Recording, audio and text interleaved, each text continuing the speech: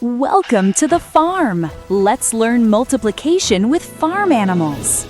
We have 3 nests. Each nest has 2 eggs.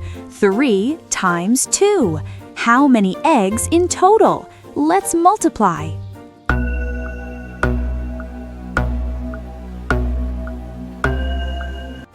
6 eggs. Yes! Yes, 6 eggs.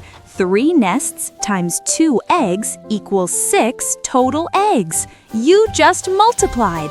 Farmtastic. Excellent work. Follow for more